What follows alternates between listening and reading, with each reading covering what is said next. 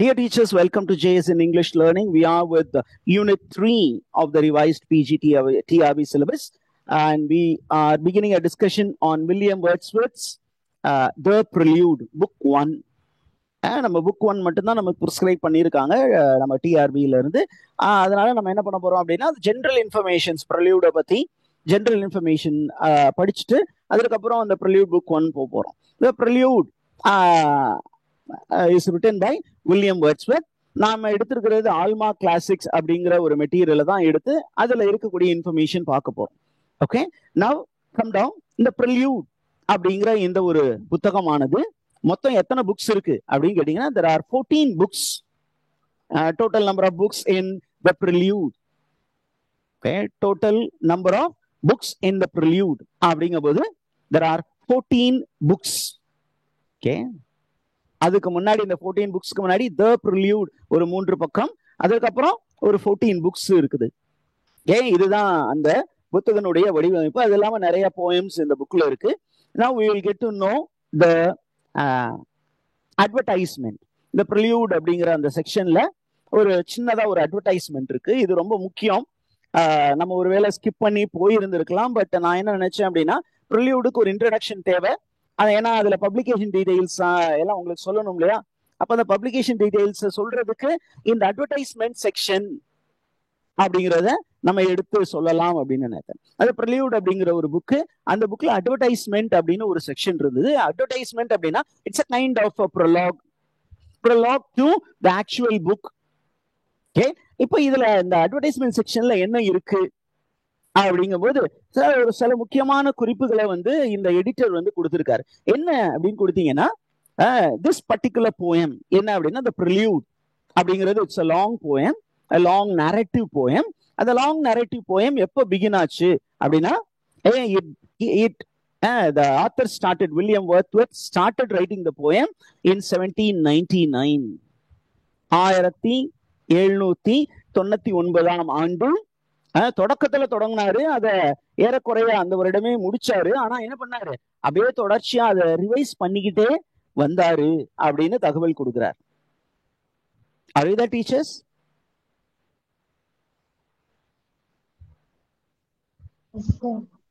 இப்போ இந்த ப்ரெல்யூட் அப்படிங்கிற ஒர்க் இருக்கு இல்லையா, அந்த ஒர்க்கினுடைய டிசைன், அது எப்படி வரணும், இந்த ஒர்க் என்ன மாதிரி வரணும் அப்படிங்கறத அவர் முன்னாடியே பிளான் பண்ணி வச்சிருந்தாரு வில்லியம் வேர்ட்ஸ்வர்த். எதையும் பிளான் பண்ணாம செய்ய மாட்டார்.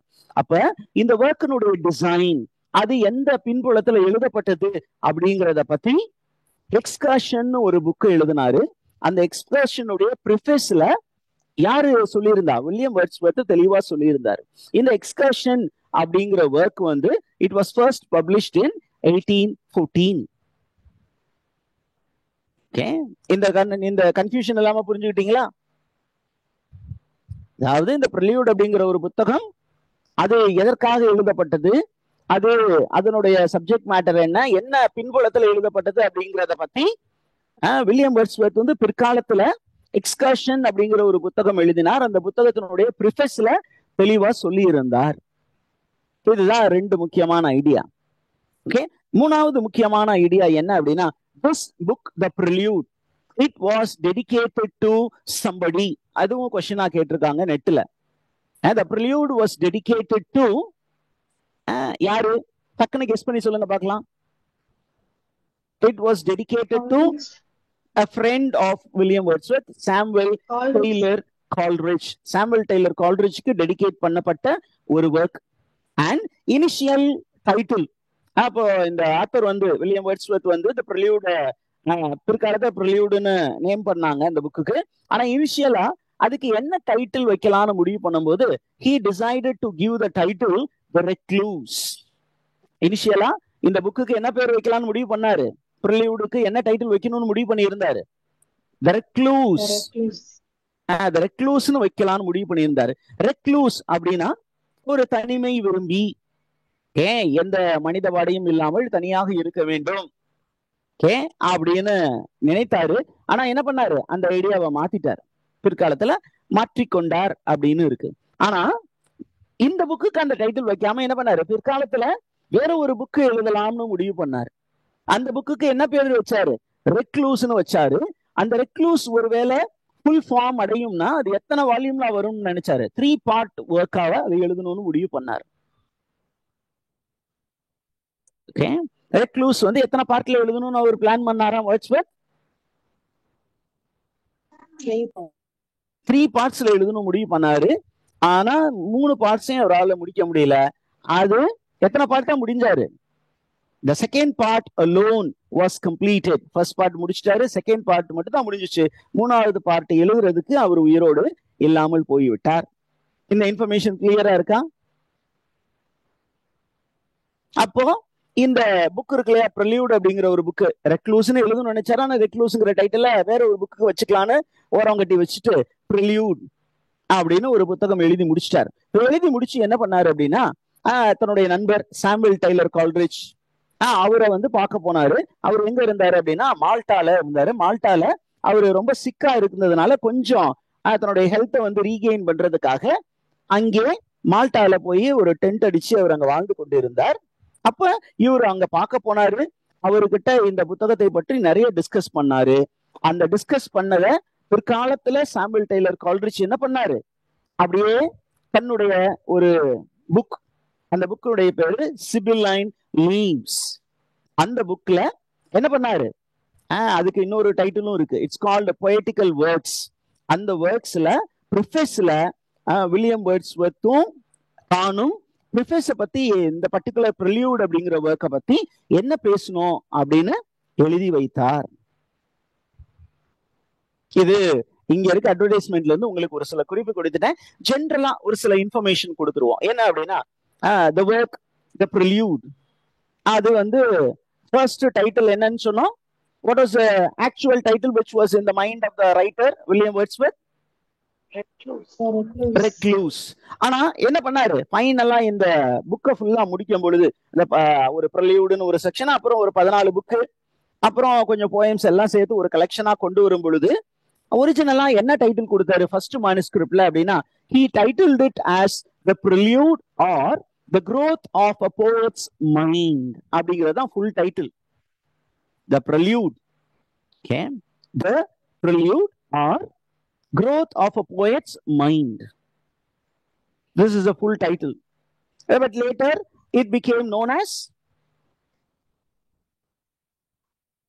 it was known as the prelude. But the prelude அப்படின்னா என்ன சார் அப்படின்னு கேட்டீங்கன்னா, the prelude is a kind of introduction. It's a kind of introduction. Introduction to what அப்படின்னா, introduction to the poetical works of William Wordsworth.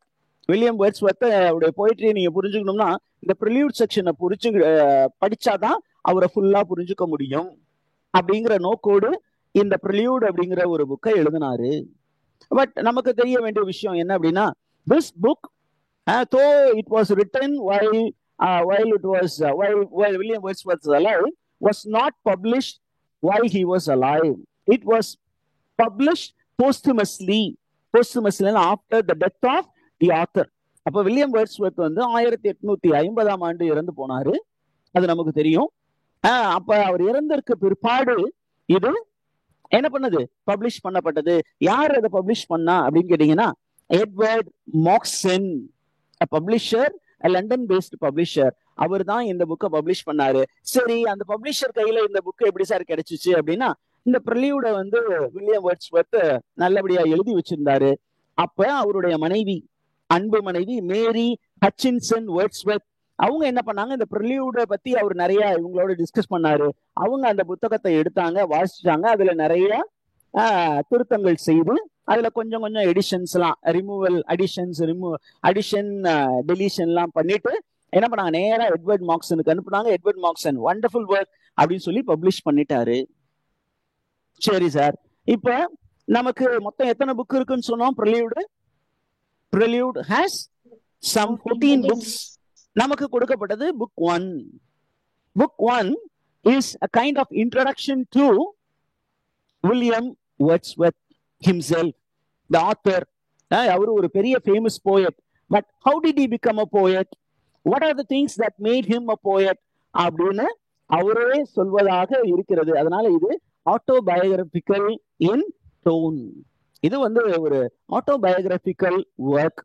ஏன் அப்படின்னா out and out தன்னுடைய மேக்கிங்கை பத்தி அவரே சொல்றாரு. நான் எப்படி ஒரு கவிஞனாக மாறினேன், எப்படி எனக்கு இயற்கை என்னை ஒரு கவிஞனாக மாற்றியது, எப்படி நான் இயற்கையை நோக்கி ஓடி வந்தேன் திருப்பியும் சிட்டியில இருந்து அப்படிங்கிற பத்தி எல்லாம் சொல்றாரு.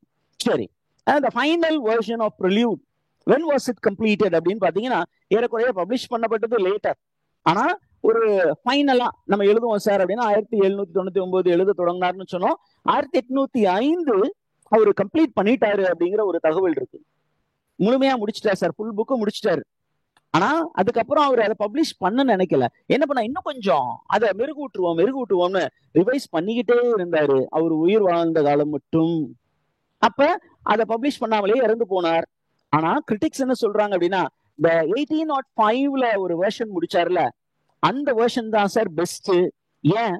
that shows the real person called William Wordsworth. அதற்கப்புறம் வில்லியம் வேர்ட்ஸ்வொர்த் சாமுவேல் டெய்லரோட பேசி அல்லது மற்ற கிரிட்டிக்ஸோட பேசி அவங்க சொன்ன விஷயங்கள்லாம் உள்வாங்கி கொஞ்சம் ரிவிஷன் பண்ணிக்கிட்டே இருந்தாரு. அப்ப இந்த ரிவைஸ்டு வெர்ஷன் எல்லாம் ஓரமா வச்சிருவோம் sir, 1805 that is the best அப்படின்னு சொல்லி சொன்னாங்க. சரியா டீச்சர்ஸ்? நவ் இப்போ ஒரு சில முக்கியமான தகவல் சொல்லுவோம். என்ன அப்படின்னா புக் 1க்கு வந்துட்டோம். the whole poem the prelude என்ன மீட்டர்ல எழுதியிருக்காரு அப்படின்னா, in this particular poem was written using unrhymed iambic pentameter. Now what is unrhymed iambic pentameter called? blank verse. அப்ப blank verse பயன்படுத்தி எழுதப்பட்ட ஒரு போயம். இந்த போயத்துல மெயின் சப்ஜெக்ட் என்ன அப்படின்னா nature is the main subject. Okay, then nature வந்து என்ன பண்ணியிருக்காரு அப்படின்னா, nature is often personified as a conscious force or a moral guide.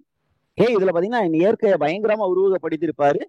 அதை ஒரு பெர்சானிஃபை பண்ணி ஒரு உயிருள்ள ஒரு நபர் போல டிஸ்கிரைப் பண்ணியிருப்பாரு. அப்ப என்ன பண்றாரு அப்படின்னு கேட்டீங்கன்னா, நேச்சர் இஸ் அ டீச்சர் அப்படிங்கிற ஒரு concept, nature as a provider அப்படிங்கிற concept, nature as the inspiration for Wordsworth to become a great poet அப்படிங்கிற கான்செப்ட் இந்த போயத்துல இருக்க போகுது. இதை பத்தி இன்னும் அதிகமா நாளைக்கு நம்ம பார்ப்போம். Okay teachers, we are winding up.